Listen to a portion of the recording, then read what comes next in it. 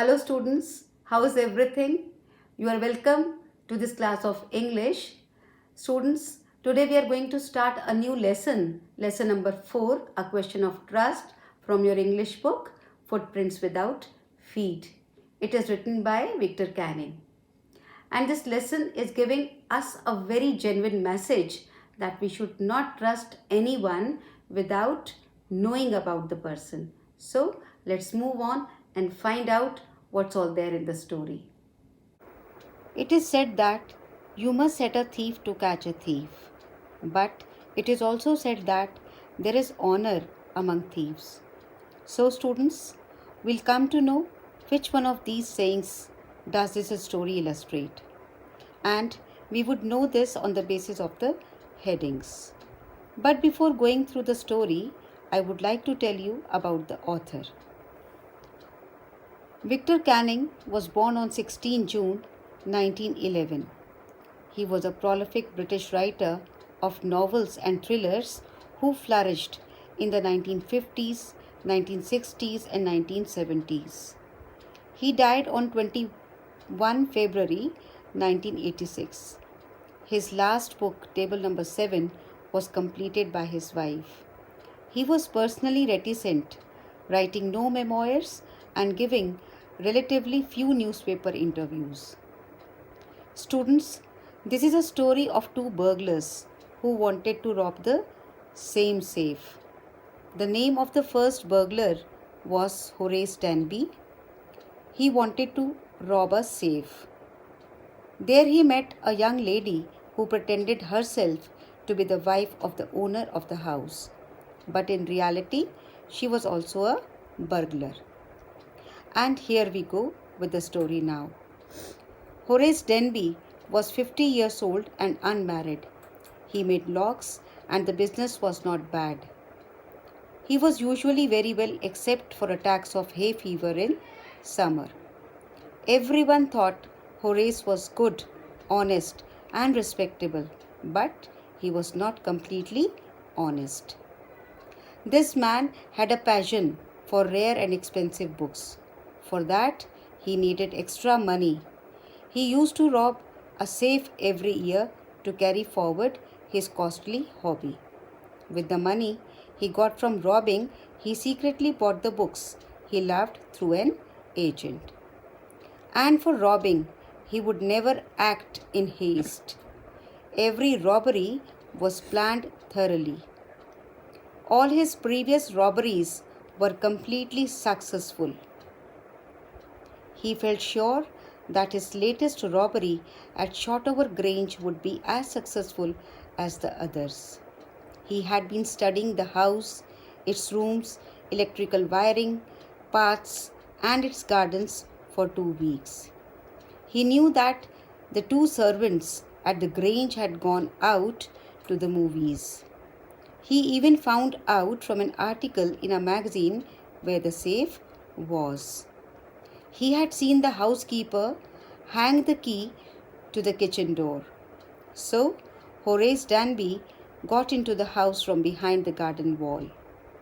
He had packed his tools carefully in the bag. The small dog of the house saw him and started barking. But he knew well how to keep dogs quiet. He called by its right name Sherry, and the dog became friendly. He knew that there was £15,000 worth of jewels in the safe, and he was sure that the money from the jewels would last him for the year. It was not a difficult job for him to open the safe. He had lived with locks and safes all his life.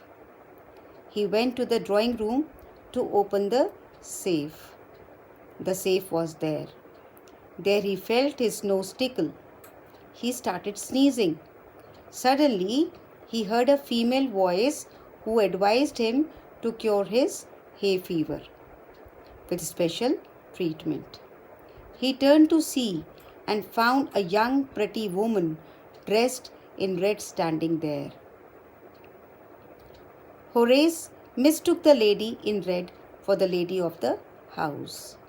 The lady in red behaved and acted with an air of confidence and authority. She told Horace that she didn't expect a burglar in her house. She also threatened to call the police if he tried to run away.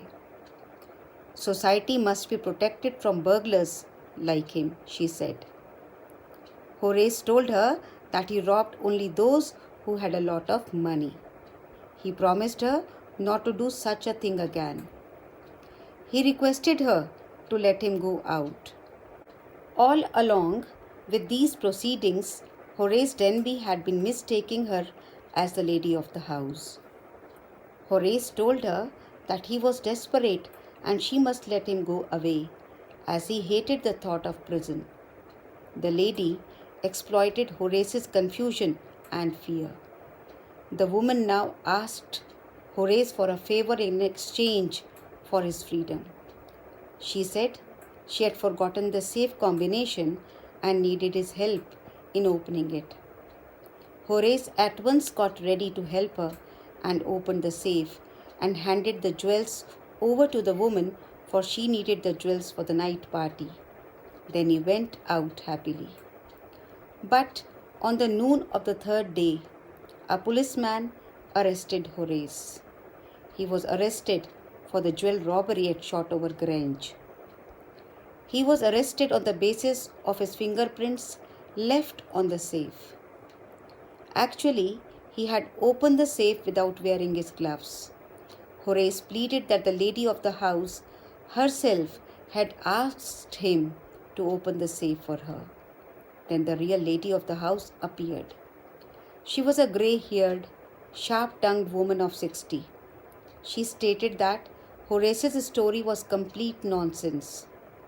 The young lady in red decamped with the jewels while Horace was sent to prison.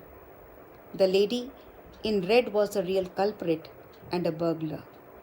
She outwitted and outmaneuvered Horace Denby completely. So students, honor among thieves means thieves will not steal from each other.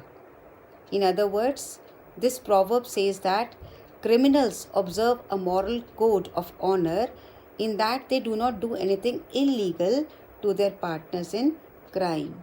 But Horace gets angry when anyone talks about honor among thieves, because the young lady who cheated him was also a thief, yet did not follow this saying. So, the theme of the chapter is that you should not trust anyone without finding out about that person. The lady in the house pretended to be the owner and Horace trusted her words. She was a thief too, but Horace did not suspect her and trusted her. Undoubtedly, students, the lady in red was very confident and alluring. She managed to deceive Horace Denby very easily by claiming herself to be the lady of the house. She pretended herself to be the wife of the owner. She was very shrewd and witty. She acted in a very confident and in a very authoritative tone that Horace believed that she was the owner. Very intelligently, she made Horace open the safe without the gloves, which proved him to be the actual thief. Even we could not suspect that the young lady was not the person Horace Denby took her to be, for she appeared in a very natural way, advising him how to cure hay fever, that he couldn't doubt her. She spoke in a kindly but in a firm voice. She was pretty and well dressed. Even the dog was rubbing against her in a friendly manner. She presented herself as if she were the lady of the house. When Horace told her that his first thought was to run away, she threatened to telephone the police and tell them all about him. At no point could Horace doubt her real intention. She made him open the safe and give her the jewels. Only 2 days later, when Horace was arrested by the police, we came to realize that Horace was outwitted by a thief like her. The grey-haired woman of 60, who was the lady of the house, told the police that the story told by Horace in his defense was nonsense. So, what do you think, students? Was Horace Denby punished unfairly? It is rather difficult to assess whether Horace Denby was unfairly punished or that he deserved what he got.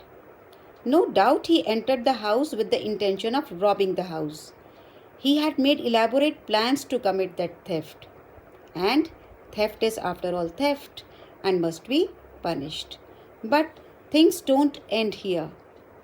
What is more important to consider is the fact whether he went away with anything from the house or not. In the end, he helped the young lady in the red and handed over all the jewels to her. He happily left the house without taking anything from there. Doing so, his intention was genuine and honest. He opened the safe genuinely, thinking that the lady in the red was the lady of the house. He opened the safe without his gloves, which reflected only his honest intention. Though he had no bad intentions behind stealing, he wasn't actually aware that he was involved in something that was unlawful. Hope I am right here. And hence, I would also say that he deserved what he got. Intentions also justify actions, but we should not always fall prey to them. It is equally important to judge the action before performing it. We must ponder upon the consequences, right? In the case of Horace Denby, his intentions of robbery were not bad, but a robbery is a robbery. His justification of doing so for purchasing books does not make him less of a criminal, and neither does it heal the harm caused to the person robbed.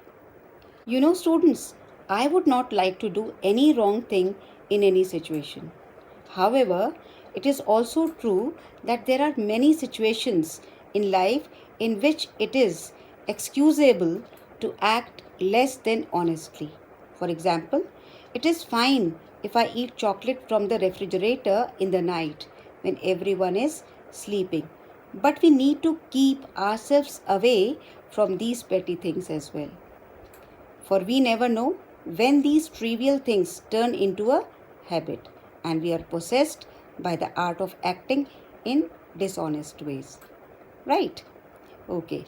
Hope the message sets in your mind that the greatest truth is honesty and the greatest falsehood is dishonesty. Thank you.